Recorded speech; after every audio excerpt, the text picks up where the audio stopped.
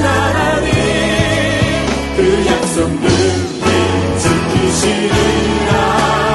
그 약속 능히 지키시리라.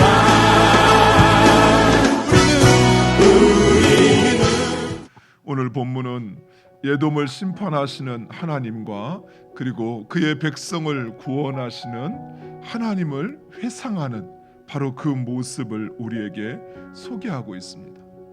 우리 하나님은 반드시 공의를 실현하십니다. 비록 온 세상이 불의하고 거짓과 불법이 난무한다 할지라도, 또 진실과 진리를 따라 사는 자들을 핍박한다 할지라도 우리는 결코 두려워하거나 또는 세상에 물들지 말 것은 하나님께서는 반드시 그 공의를 실현하신다는 것입니다. 우리는 공의로운 길을 가되 그 모든 것을 하나님께 맡겨야 합니다. 하나님은 에돔을 심판하신 것처럼 반드시 공의를 세우실 것입니다. 또한 하나님은 이러한 에돔의 멸망과 이스라엘의 회복을 연결시켜서 말하고 있습니다. 예루살렘의 회복의 날, 그 회복의 날이 바로 에돔의 심판과 함께 일어난다는 것입니다. 이처럼 하나님은 불의한 민족을 심판하시고 하나님의 백성들은 그 구원과 해방의 기쁨을 경험하게 되는 것입니다. 우리가 하나님의 그 공의와 선하신 뜻을 행하여야 할 이유가 바로 여기에 있습니다. 하나님의 공의를 따라 행하였던 자들에게 하나님의 심판은 구원이요 기쁨입니다. 그러나 그 공의를 무시하고 불의를 행하였던 자들, 자신의 완악한 대로 행하였던 그들에게는 하나님의 심판이 곧 멸망이라는 사실입니다. 이 진리를 확신했던 오늘 본문의 선지자는 하나님의 구원을 회상하며 자신의 그 비참함과 그리고 죄를 고백하고 하나님의 용서와 개입을 간구합니다.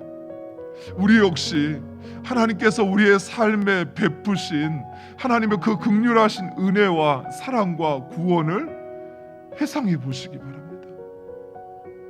만약 하나님의 공의의 기준에 우리를 맞춘다고 한다면 우리는 이미 멸망받았어도 수십 번 멸망받았어야 할 바로 그러한 자격 없는 자들입니다. 문제는 우리가 그런 하나님의 은혜와 사랑을 경험하고도 오히려 하나님을 무시하고 완강히 자기 길로 행하려고 한다라는 것이, 오히려 하나님께서 나에게 지금 내밀고 있는 그 구원의 손길, 비록 내 생각과 내 기대와 다르다 할지라도 그 손길을 붙잡고 온전히 하나님을 의지하고 그 하나님의 말씀이 이루어질 것처럼 이루어진다는 사실을 확신함으로 그렇게 순종하며 살아야 하는데 그러질 못한다라는 것입니다.